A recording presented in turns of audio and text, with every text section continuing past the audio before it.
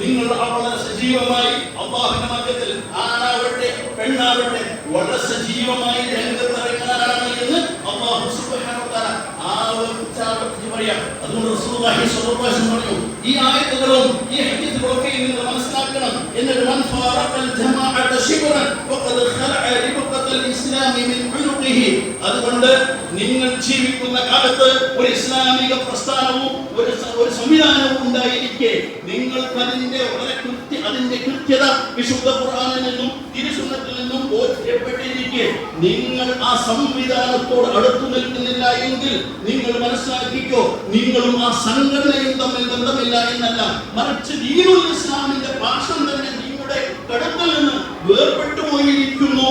മൻ മാത വലൈസ ലഹു ഈമാൻ മാത മീതതൻ ജാഹിലിയ്യ മൻ ഫാറഖൽ ജമാഅ വസ്തദല്ല അൽ ഇമാറ ലഖിയ അല്ലാഹ വലാ ഹുജ്ജത ലഹു. നമസ്കരിക്കാത്തവരെ കുറിച്ചല്ല പറയുന്നത്, ഖുർആൻ പഠിക്കാത്തവരെ കുറിച്ചല്ല പറയുന്നത്, നോമ്പനുഷ്ഠിക്കാത്തവരെ കുറിച്ചല്ല പറയുന്നത്.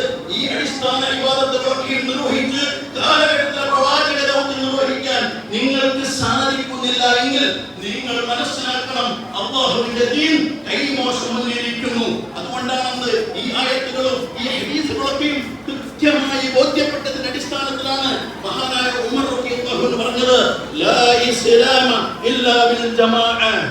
ഇസ്ലാമിനെ ഒറ്റക്കൊറ്റക്കല്ലോ. നിങ്ങളുടെ നാട്ടിൽ അല്ലാഹുവിന്റെ ദീനിന്റെ സംസ്ഥാപനത്തിന് ഇഖാമത്തിന് അതിസംഘടിതമായ ഒരു സംവിധാനം ഉണ്ടാവണം.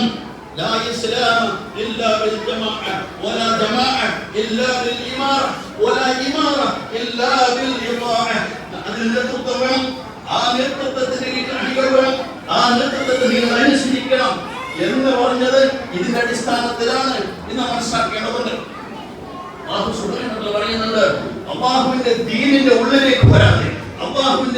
ഉള്ളിലേക്ക് വരാതെ ഇസ്ലാമിക പ്രവർത്തകരായി മാറാതെ നിങ്ങൾക്ക് വരമ്പത്തുനിന്ന് കളി കാണാൻ കഴിയുകയില്ല. അത് കളിയിൽ നടക്കും, പക്ഷേ എന്താണ്, ഇസ്ലാമിൽ അത്തരം കളിയില്ല. ചില ആളുകൾ വരമ്പത്ത് നിന്ന് അല്ലാഹുവിനെ ഇബാദത്ത് ചെയ്യുന്നുണ്ട്.